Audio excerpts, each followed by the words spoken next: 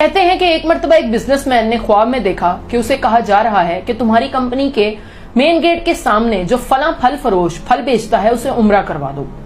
جاگنے پر business man کو وہ خواب اچھی طرح یاد تھا، لیکن اس نے اسے اپنا وہم سمجھا اور خواب کو نظر انداز کر دیا۔ لیکن اگلے 3 روزوں سے مسلسل وہی خواب آنے لگا، تو اس نے ایک امام سے رابطہ کیا اور اسے اپنا سارا خواب بتایا۔ اس پر امام صاحب نے کہا کہ اس شخص سے رابطہ کرو اور اسے عمرہ کروا دو۔ اس پر بزنس مین نے اپنے سیکرٹری سے اس پھل فروش کا نمبر معلوم کرنے کے لیے کہا اور اگلے ہی روز اس سے رابطہ کیا اور اسے فون کر کے کہنے لگا کہ مجھے خواب میں تمہیں عمرہ کروانے کے لیے کہا گیا ہے، میں جتنی جلدی ہو سکے اس نیک کام کو کرنا چاہتا ہوں۔ اس پر پھل فروش ہنسنے لگا اور کہنے لگا کہ بھائی صاحب، مجھے تو مدت ہوئی، میں نے فرض نماز تک ادا نہیں کی، میں نے کیا عمرہ کرنا ہے؟ اس پر بزنس مین اصرار کرنے لگا تو پھل فروش کافی بحث کے بعد مان گیا اور کہنے لگا ٹھیک ہے، میں عمرہ کرنے کے لیے تیار ہوں، لیکن میرے سارے اخراجات تم اٹھاؤ گے۔ اس پر بزنس مین راضی ہو گیا اور دونوں نے ایک دوسرے سے ملنے کے لیے مقررہ وقت طے کر لیا۔ اگلے روز جب وہ دونوں ایک دوسرے سے ملے تو بزنس مین اس کی شکل و صورت اور وضاحت دیکھ کر ہی پہچان گیا کہ یہ شخص زیادہ مذہبی نہیں لگتا۔ اسے بہت تعجب ہوا کہ اسے خواب میں اس شخص کو عمرہ کروانے کے لیے کہا گیا ہے، لیکن جو بھی ہے دونوں عمرے کے لیے روانہ ہو گئے۔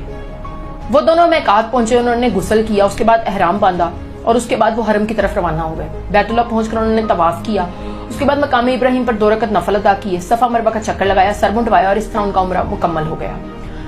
جب وہ واپسی کی تیاریاں کر رہے تھے تو ایک دن حرم سے نکلنے سے پہلے پھل فروش نے بزنس مین سے کہا کہ میں حرم سے جانے سے پہلے 2 رکعت نفل ادا کرنا چاہتا ہوں۔ اس پر بزنس مین کو کیا اعتراض ہونا تھا، اس نے کہا پڑھو نفل، بہت شوق سے پڑھو۔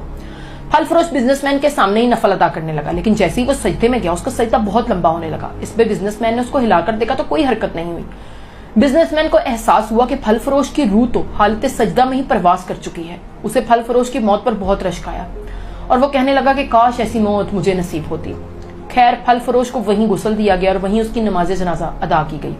ہزاروں فرزندان اسلام نے اس کے نماز جنازہ میں شرکت کی۔ پھل فروش کے گھر والوں کو بزنس مین نے اطلاع دے دی تھی اور اس کے گھر کا سارا خرچہ اس نے اپنے ذمہ لے لیا۔ اب جب وہ ملک پہنچا تو وہ اس کی بیوی کے پاس تعزیت کرنے گیا اور اس سے کہنے لگا کہ تمہارے شوہر نے ایسا کون سا نیک کام کیا تھا کہ اس کا اتنا عمدہ انجام ہوا اور اسے سجدے کی حالت میں موت آئی۔ اس پر اس کی بیوی کہنے لگی کہ بھائی صاحب، میرا شوہر کوئی نیک آدمی تو نہیں تھا، لیکن اس کے اندر ایک بہت ہی اچھی عادت تھی۔ ہمارے گھر کے پاس ہی ایک بیوہ عورت اپنے چھوٹے چھوٹے بچوں کے ساتھ رہتی ہے۔ میرا شوہر جب بھی اپنے بچوں کے لیے کوئی کھانے پینے کی چیز لاتا تھا تو ساتھ ہی ان بچوں کے لیے بھی لے کر آتا تھا اور اس کے دروازے پر رکھ کر کہتا تھا کہ بہن، میں نے باہر کھانا رکھ دیا ہے، تم اسے اٹھا لو۔ اس پر بیوہ عورت باہر نکلتی اور آسمان کی طرف دیکھ کر دعا کرتی کہ اے اللہ، اس نے میرے بھوکے بچوں کو کھانا کھلایا ہے، اس کا خاتمہ ایمان پر کرنا۔ جس قدر ممکن ہو لوگوں کی مدد کیا کریں۔